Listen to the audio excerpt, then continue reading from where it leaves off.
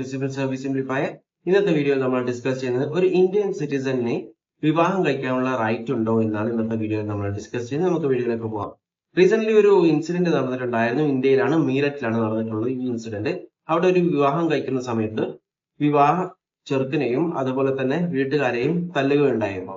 അതിനുള്ള റീസൺ പറഞ്ഞിട്ടുള്ളത് അവിടെ യൂസ് ചെയ്തിട്ടുള്ള DJ മ്യൂസിക്കിന്റെ സൗണ്ട് ഭയങ്കര വലുതാണെന്നാണ് പറഞ്ഞത്. എന്നാൽ യഥാർത്ഥ കാരണം എന്ന് പറയുന്നത് ഈ വരൻ എന്ന് പറയുന്ന വ്യക്തി എന്ന് പറയുന്നത് ഒരു ദളിതായിട്ടുള്ള ഒരു മനുഷ്യനായിരുന്നു.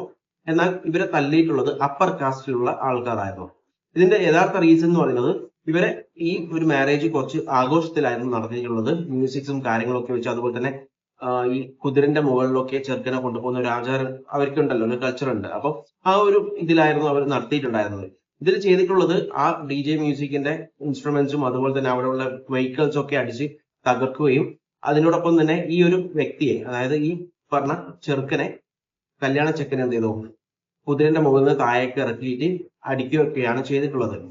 നമുക്കറിയാം ഇന്ത്യയിലെ നമ്മുടെ ഭരണഘടന ആർട്ടിക്കിൾ 14 റൈറ്റ് ടു ഈക്വാലിറ്റി എന്നൊരു കാര്യം പറയുന്നുണ്ട്.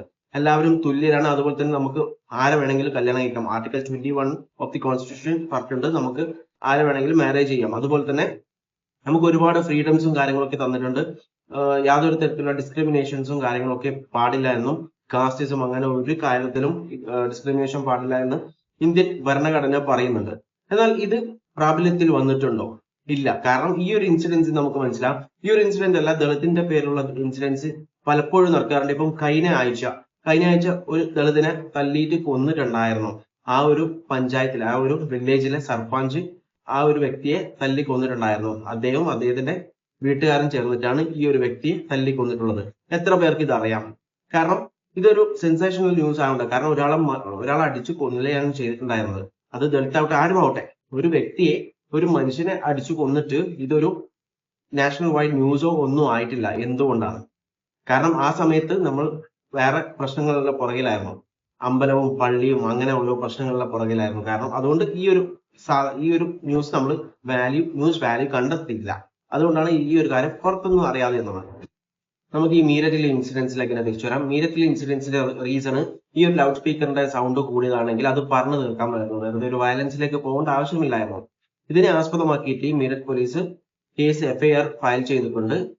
മെയിൻലി അട്രോസിറ്റി അങ്ങനെ ഒരുപാട് ഇതുണ്ട്. അതുപോലെ തന്നെ പ്രിവെൻഷൻ ഓഫ്, അതായത് SC/ST പ്രിവെൻഷൻ ആക്ടും കൂടി ഇതിലൂടെ ഉൾപ്പെടുത്തിയിട്ടുണ്ട്. നമുക്ക് എല്ലാവർക്കും അറിയാം, അതിലെ സ്ട്രിഞ്ചന്റ് ആയിട്ടുള്ള ഒരു ലോ ആണ് SC/ST പ്രിവെൻഷൻ ആക്ടിൽ വരുന്നത്.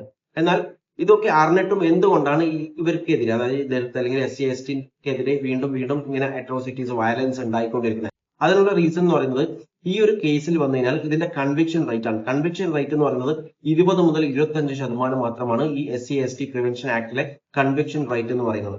അതാണ് ഒരു മെയിൻ റീസൺ എന്ന് പറയുന്നത്. അതായത് ഇവർക്കെതിരെയുള്ള പ്രശ്നങ്ങൾ, പിന്നെ വയലൻസ് വീണ്ടും ഉണ്ടാവാനുള്ള കാരണം ഇതിന്റെ ലോ കൺവിക്ഷൻ റേറ്റ് തന്നെയാണ്. നമുക്ക് സ്വാതന്ത്ര്യം കിട്ടിയിട്ട് ഇത്രയും വർഷമായി, എന്നിട്ടും ഈ ഒരു കാസ്റ്റ് പ്രോബ്ലം അല്ലെങ്കിൽ റിലീജിയസ് പ്രോബ്ലം ഒന്നും ഇതുവരെ സോൾവ് ആയിട്ടില്ല. അതിനുള്ള റീസൺ എന്താണ്? നിങ്ങളുടെ അഭിപ്രായങ്ങൾ കോമെന്റ് ചെയ്യുക. വീഡിയോ ഇഷ്ടപ്പെട്ടാൽ ലൈക്ക് ചെയ്യുക. ഇൻഫോർമേറ്റീവ് ആയി തോന്നിക്കഴിഞ്ഞാൽ മറ്റുള്ളവരിലേക്ക് ഷെയർ ചെയ്യാൻ ശ്രമിക്കുക. And thanks for watching me and stay tune four another video. Okay, thank you.